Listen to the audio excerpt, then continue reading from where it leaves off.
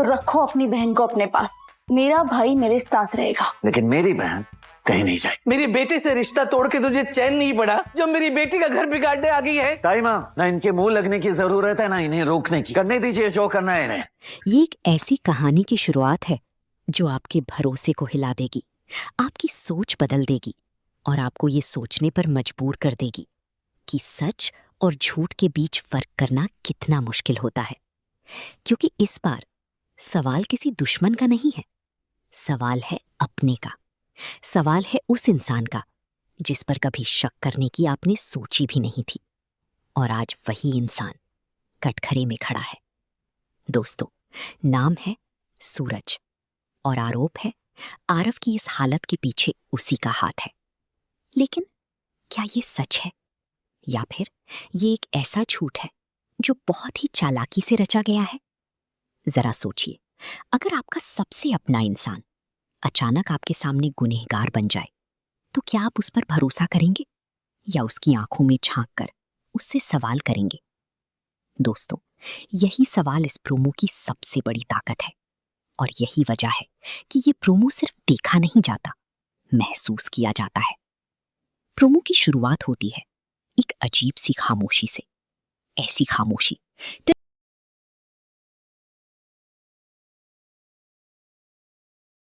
जो चीख रही होती है।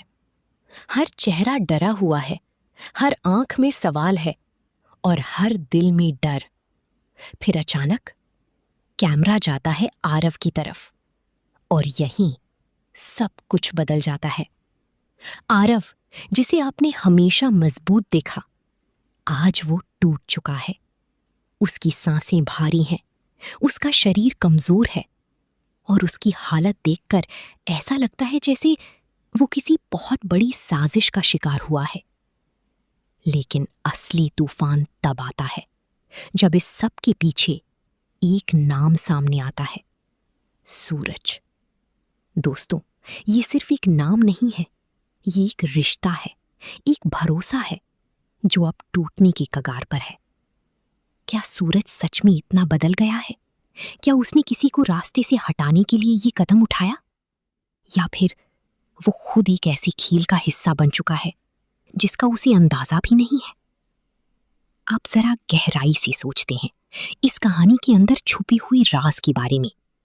सबसे पहला और सबसे खतरनाक शब्द, करवाया। इसका मतलब साफ है, ये कोई सीधा हमला नहीं है, ये एक प्लान है, एक साजिश है जिसे बहुत सोच समझकर अंजाम दिया गया है। अब सवाल उठता है, अगर सूरज इसमें शामिल है तो उसने ऐसा क्यों किया? क्या आरव उसके रास्ते में आ गया था?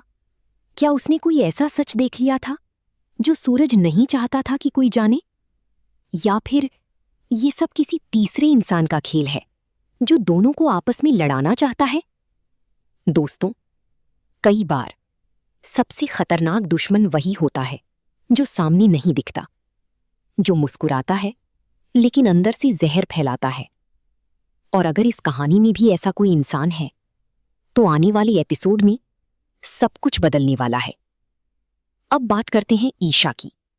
ईशा इस कहानी की सबसे अहम कड़ी है, क्योंकि वही तय करेगी सच क्या है और झूठ क्या है। अगर ईशा सूरज पर भरोसा करती है तो वो उसके साथ खड़ी होगी, लेकिन अगर उसके दिल में जरा सा भी शक आ गया तो ये रिश्ता टूट जाएगा। और जब रिश्ता टूटता है तो सिर्फ दो लोग नहीं टूटते, पूरी दुनिया टूट जाती है। तो दोस्तों, अब वक्त है सच का सामना करने का। क्या सूरज सच में दोषी है? क्या आरव सच बताएगा? क्या ईशा सही फैसला ले पाएगी? या फिर ये कहानी हमें एक ऐसी मोड़ पर ले जाएगी जहां हर सच झूठ लगेगा और हर झूठ सच? नीचे कमेंट करके जरूर बताइए, आपकी नजर में असली गुनहगार कौन है, सूरज या कोई ऐसा जिसके बारे में आपने सोचा भी नहीं? दोस्तों, कहानी अब उस मोड़ पर आ चुकी है जहां हर सच्चाई खुद को छुपाने की कोशिश कर रही है और हर झूठ सच बनने की। आपने देखा होगा कि प्रोमो में एक अजीब सा इम्बैलेंस है। कुछ चीजें बहुत साफ दिखाई गई हैं और कुछ चीजें जानबूझकर धुंधली रखी गई हैं। और यही धुंधलापन इस कहानी का सबसे बड़ा खेल है। अब जरा सोचिए, अगर सूरज सच में दोषी है तो वो इतना शांत क्यों है? उसकी आंखों में घबराहट क्यों नहीं है? वो बार बार खुद को एक्सप्लेन क्यों नहीं कर रहा? क्योंकि आमतौर पर जब कोई इंसान गुनाह करता है तो वो या तो छुपता है या फिर खुद को बचाने की कोशिश करता है। लेकिन यहां सूरज कुछ अलग कर रहा है। वो चुप है और उसकी यही चुप्पी सबसे बड़ा सवाल बन गई है। दोस्तों, कई बार सच बोलने के लिए शब्दों की जरूरत नहीं होती, खामोशी ही काफी होती है।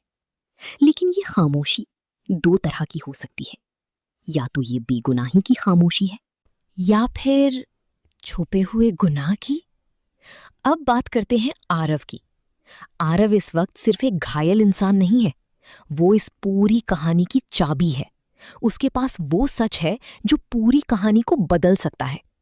लेकिन सवाल ये है, क्या वो सच कभी सामने आएगा या फिर किसी ने पहले ही ये तय कर लिया है कि वो सच कभी बाहर ना आए? दोस्तों, आपने नोटिस किया होगा कि ऐसे सीन्स में जहां कोई कैरेक्टर क्रिटिकल हालत में होता है, वो अक्सर सही समय पर होश में आता है, यानी जब कहानी को सबसे बड़े ट्विस्ट की जरूरत होती है। तो क्या आरव भी वही करेगा?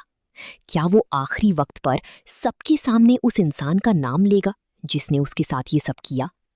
और अगर उसने नाम लिया तो क्या वो नाम सच में सूरज का होगा या फिर किसी और का? अब एक और एंगल देखते हैं जो इस कहानी को और भी इंटरेस्टिंग बनाता है। क्या ये पॉसिबल है कि सूरज किसी को बचा रहा हो? सोचिए, अगर असली गुनहगार कोई ऐसा इंसान है जिससे सूरज बहुत प्यार करता है या जिसकी वजह से वो खुद को जिम्मेदार मानता है, तो क्या वो खुद पर इल्जाम लेने के लिए तैयार हो सकता है? दोस्तों, ये ट्विस्ट बहुत पावरफुल हो सकता है, क्योंकि तब सूरज विलेन नहीं रहेगा बल्कि एक सैक्रिफाइसिंग हीरो बन जाएगा। लेकिन अगर ऐसा नहीं है तो फिर हमें एक और पॉसिबिलिटी पर जाना होगा। क्या ये सब एक प्लान्ड फ्रेमिंग है? कोई ऐसा इंसान जिसने पूरे सिनेरियो को इस तरह सेट किया कि हर शक सूरज पर ही जाए? और अगर ऐसा है तो वो इंसान बहुत ही चालाक है, क्योंकि उसने सिर्फ एक इंसान को नहीं, पूरे परिवार को मैनिपुलेट किया है। अब आते हैं सबसे इमोशनल पॉइंट पर, ईशा। ईशा इस वक्त सबसे ज्यादा टूट रही है। एक तरफ उसका विश्वास है, दूसरी तरफ सामने दिख रही सच्चाई। और जब दिल और दिमाग के बीच लड़ाई होती है तो इंसान सबसे कमजोर हो जाता है। क्या ईशा सूरज पर भरोसा करेगी या वो भी बाकी लोगों की तरह उसे दोषी मान लेगी? दोस्तों, अगर ईशा ने सूरज का साथ छोड़ दिया तो ये कहानी सिर्फ मिस्ट्री नहीं रहेगी, ये एक ट्रैजिक लव स्टोरी बन जाएगी। और अगर उसने साथ दिया तो वो इस कहानी की सबसे मजबूत कैरेक्टर बन जाएगी। अब सोचिए, अगर आने वाले एपिसोड में ईशा खुद सच की तलाश शुरू कर दे तो क्या होगा?